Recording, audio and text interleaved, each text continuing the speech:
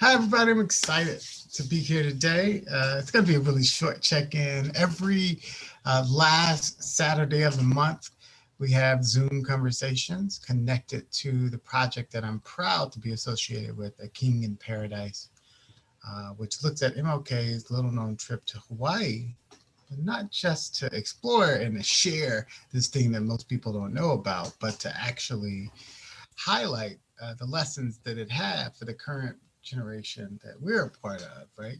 One of the things he talks about on his trip there and the speech that he gave before the first Hawaiian legislature, the first meeting of this body 3 weeks after the the state of Hawaii had been annexed. He gave a speech and he talked about the need to acknowledge that we have come a long way as a people, as a country, uh, as you know, as lovers of democracy, we had this beautiful aspirational trip that we've come from the historical bad. We've accomplished a lot, right?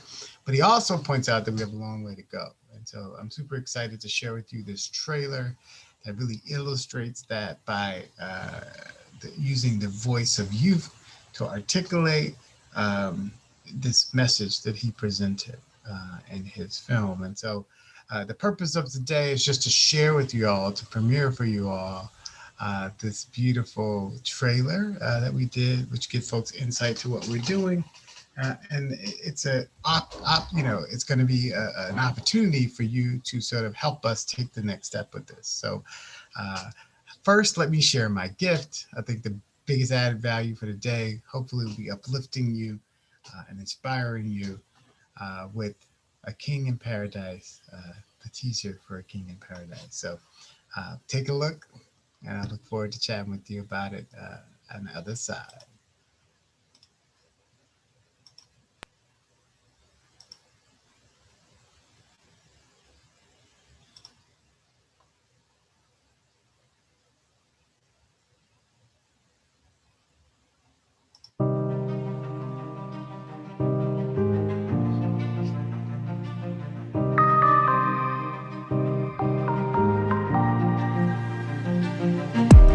Dr. King said that in terms of race relations, there are three types of people.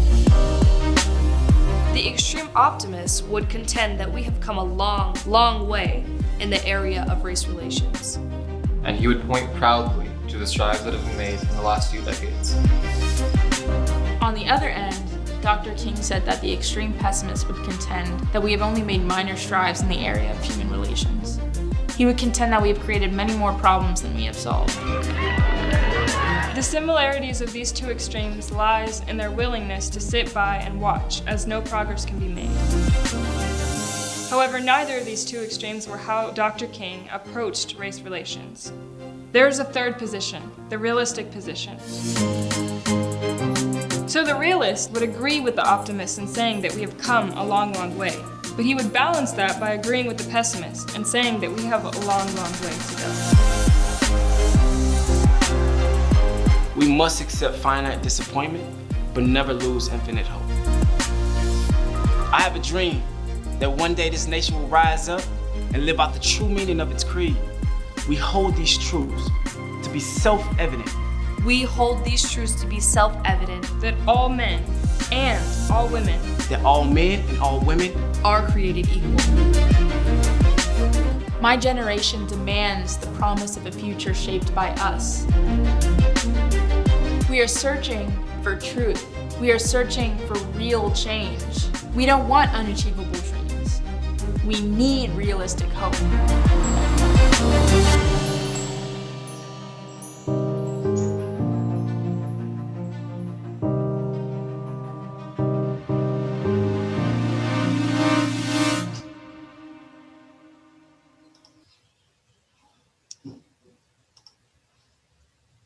And there it is, the premiere of our teaser. I'm so proud to share this with everybody. It's something that reflects a long journey that we've taken in trying to realize this story. With the support of donors, we were able to put together a beautiful deck to go along with this teaser to develop our social media in a way that has a more cohesive foundational message now. And so all of that work is made possible with the support of folks who also believe that we've come a long way and we still have a long way to go. I think this piece is very much, not just about sharing a little known story of MLK, which is awesome, but it's very much about understanding the moment that we're in and trying to define what next looks like. And it's very much a struggle, I think, to try to figure out what winning looked like in the face of systematic racism that delivers a verdict, right? Holding accountable George Floyd's murderer, and then in the same day takes away the life of another beautiful young Black woman. And so it's hard to see what winning looks like when you have these mixtures of progression and regression, but one only has to look to history to see that sort of dichotomy existing, right? To see the struggle, the beautiful struggle, the wonderful progression made and against the headwinds of staunch, stiff oppression. So I think that's one of the coolest things that we get to sort of delve into, is sort of like looking at that historical ebbs and flows and figuring out or highlighting tools to understand this current moment with the perspective that history gives us, right? That sort of clarity that history gives us of saying that, hey, progress never came overnight, right? 1960s was a very big win for Black folks. You got the Civil Rights Act, you got integration, sort of that sort of was pushed by Supreme Court, fought for in other local governance. You see NAACP pushing for equal pay for Black teachers. You see a lot of progress that's being made at, late 50s, early 60s, early 70s, right? And then you see the pushback, right? You see laws being passed in California, that sort of Prop 209 that sort of restricted progress, right? So this is sort of all these pieces of of progression and regression sitting juxtaposed to each other. Is sort of the way it works, right? That is history. History teaches us that change is not a single line. The change is like the ocean, that we see regression and progression and regression and progression. And that winning is about how can you stake sustainable change? How can you capture that forward momentum? What things can we keep, right? Before we get the pushback, because the pushback is coming, right? And when you accept that through the lessons, through the lens of history, then it really helps you understand that though we've come a long way, we should celebrate that. We still have a long way to go, and that the struggle is not have a finite ending, right? That the struggle is about trying to capture as many wins as you can, and trying to learn the lessons from the losses, right? Because the truth is that we share this planet with other people who see the world differently from us. And so that debate plays out in the streets with protesters. That debate plays out in the court system, from local all the way up to Supreme Court. And we see that struggle happens in the economic system, in our educational system. And so, it's just a part of it. So that struggle is a part of humanity, grinding against each other to find truth, that diamond that we're looking for, to find victory. And I think that's, the lesson that MLK's life gives us, but in particular, looking at the story of his time there, right? Because think about it, a Black man from the South is invited to Hawaii to talk about the struggle of the Black people in a space that's not very Black, right? It's the largest crowd of non-Black, non-white folks he had been in front of to date in '59 when he did this he came and he spoke. And so the idea is that, it reflected not just the I guess the fight for Black Americans, if it also reflected the fight for America, the heart of America, right? Not just America in black and white, but America holistically. So to me, I don't know, it's something that I'm super proud to be a part of. And so there are three things that I'm asking of folks. We're launching our last sort of push in terms of crowdfunding for towards the end of this year. The goal is to raise enough to keep our grant writer, our wonderful PR team, the rest of our folks who are helping us facilitate moving forward, to keep them on board. We're looking to raise $25,000 by June 4th, I think is the end of this campaign.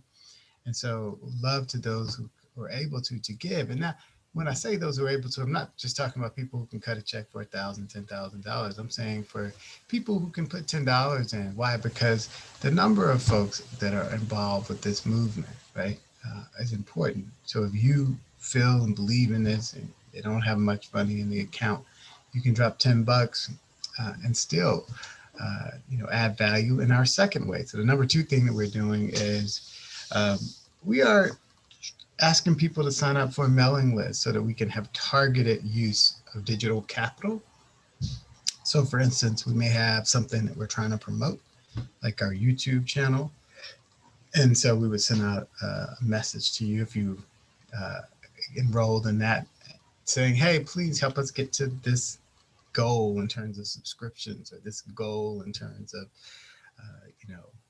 likes on a post that we're doing. And so that's the second thing you could do to help. So first is check out kinginparadise.com, click on donate. It'll take you through to our We Did It campaign, and you're able to make a contribution there. Love to have as many of you join us in that way if possible. But the number two thing is, if you can and want to support us with your digital capital by getting a message asking you to, once a week, help in some way by liking, sharing, promoting a particular post. That's something that we'd love to have you do. And the number three thing you can do is, I talk every Saturday with folks who are excited about a conversation about what's next in America, and who may have some synergies, overlaps with the work that we're doing. We're developing curriculum. We're setting up a study away program. We're doing a King Presents, which is a lecture series. We're trying to set up a VR experience of this, which is really exciting, as well as setting up an exhibit that'll be accessible virtually. So some people are like, hey, those things sounds awesome, and my institution or my organization would love to be a part of that. And so that is a way with my Saturday meetings that you can come and hang out and let's talk about it. Let's talk about synergy that's there. Or you may say, hey, what about this? This is something you haven't thought about before. Let's do a play. I have a gallery that I'd like to host. That virtual exhibit, I'd like to do it. I'd like to host it physically once we're ready to get back to that post-COVID. And so, yeah, like any ideas you have about ways we can collaborate and build a movement, that's what it's all about. So that third piece is, if you have folks, or if you are someone who might see synergy in what we're doing, show up, come hang out with us on Saturdays. You can do so by reaching out to Stephen@theproflife.com, or you can reach out to Stephen.assistant@theproflife.com. My assistant can help schedule it for you as well. And so that's what's up. So our three ways to help is donate through the We Did It campaign. You can get there by going to kinginparadise.com and clicking on the donate button or support button. And then go right through to the We Did It campaign, and you're able to make a donation there. Like I say, big or small, small donations are super welcome, because they say, yes, we vote, we support you, we want to see this made. Big donations help us leap towards our goal. And like I said, if we raise to $25,000, it'll get us through the end of this year and allow us to focus on doing the work, as opposed to trying to raise capital, making sure we have all our people in place to get the grants necessary, to build the partnerships necessary. I mean, there's so many things I can't announce yet. We have so many wonderful partnerships we've been able to build to this point, but your support helped take us there. So that's number one, donate.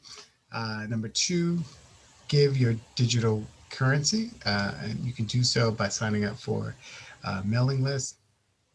If that's something you're interested in, you can reach out through info@theproflife.com or the other two emails that I gave you. And we'll also put a link up here so that you're able to click through and join the mailing list as well. And then lastly, if you know someone who wants to build, who might be able to add some value to this movement that we're building.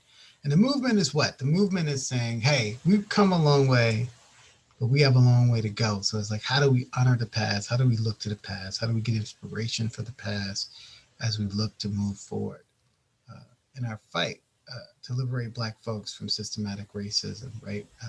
For systemic racism, depending on which place we're looking. But it's most definitely, that's the purpose and point of this. So I'm gonna show this video one more time, give you another little peek of it.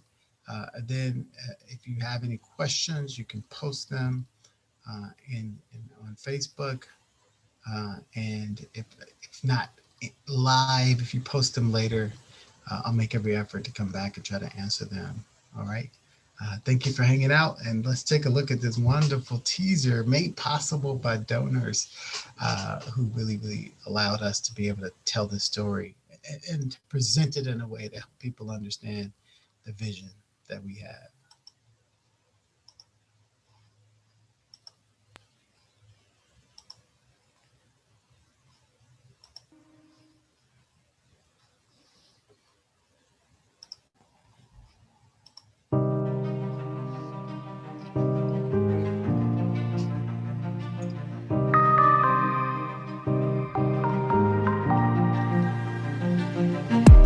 Dr. King said that in terms of race relations, there are three types of people. The extreme optimists would contend that we have come a long way in the area of race relations. And he would point proudly to the strides that have been made in the last few decades. On the other end, Dr. King said that the extreme pessimists would contend that we have only made minor strides in the area of human relations. He would contend that we have created many more problems than we have solved. The similarities of these two extremes lies in their willingness to sit by and watch as no progress can be made. However, neither of these two extremes were how Dr. King approached race relations. There is a third position, the realistic position. So the realist would agree with the optimist in saying that we have come a long way. But he would balance that by agreeing with the pessimist and saying that we have a long way to go. We must accept finite disappointment, but never lose infinite hope.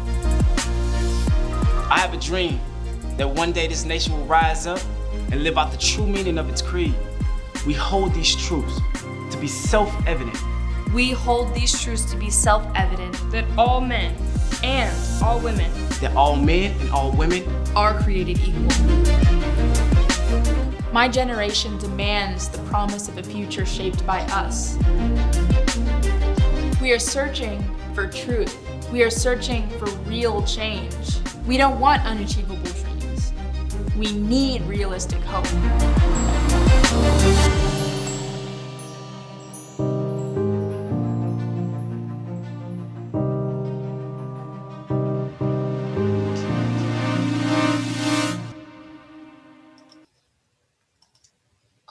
Awesome. Well, I am so proud to be able to share this with you. I am honored to be the guy stewarding this. I'm the creative lead on this project, and thankful for supporters and partners like Kamafe Adeyu, Ibo Obioha, Tamika Lemison, and last but certainly not least, Mr. Charles Burnett, who inspired me to become a filmmaker. And really, I see art as a tool for being able to challenge systemic racism and to record and to frame how those challenges sort of, existed, to see how they played out, to see how it all went down, right? Because it's important that we record our history, right? It's important that history is not just left to media outlets, right? Or entertainment outlets, that it is a part of the work that we do to stand up and say, this is what was happening from our perspective. And to be clear, these are the great wins that we had because we've come a long way. And to be clear, these are the challenges we have moving forward because we still have a long way to go. So with that being said, thank you all for checking this out. Feel free again to support through donating, to support with your digital capital by signing up to get alerts, and to support by referring people and organizations that you think can add value to what we're doing. All right. So the struggle continues, and with your support, we'll be successful at making it on through. So I appreciate you. Again, looking forward to being connected with you.